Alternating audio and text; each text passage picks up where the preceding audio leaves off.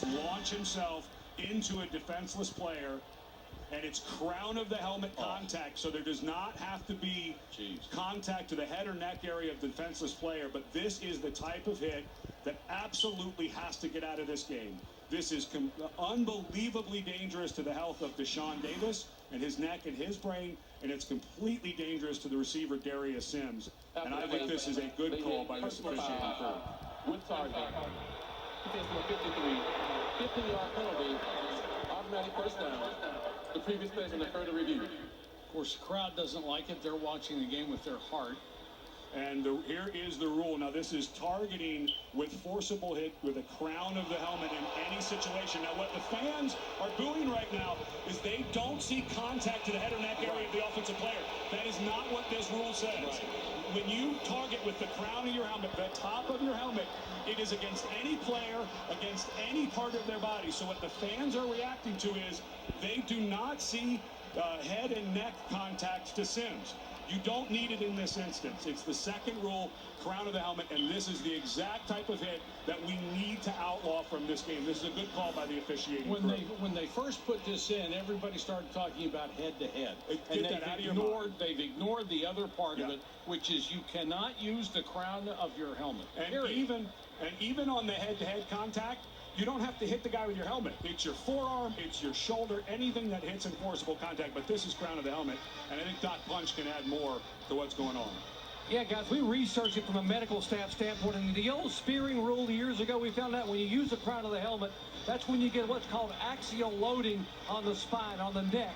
And that's where we saw all the catastrophic head and neck injuries. And that's why we encourage the NCAA and the officials, several of us in the medical community, to start the spearing rule. And now it's evolved into targeting. But absolutely, Ed, using the crown of the helmet, not only dangerous to the runner, but very dangerous to the tackler in terms of what can happen with a neck injury. And you know, Doc, here's an interesting thing. The rules committee and the competition committee has no officials on it.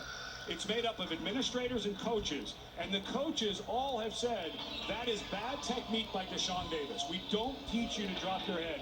All of us, through our entire career, and now even the NFL has a big side about heads up, eyes up tackling.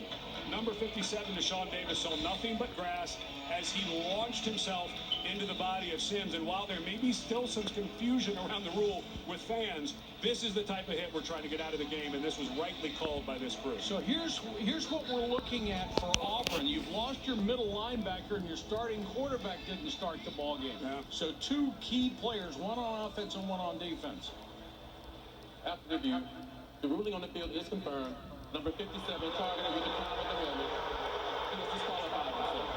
And they have gone to reviewing to make sure that it is in fact targeting before, because an ejection is a big deal. And Gus Malzahn is upset, and I implore coaches, administrators around this game, please know the two different rules. This is not targeting to a defensive player to the head or neck area. This is targeting with the crown of the helmet. It's a different rule.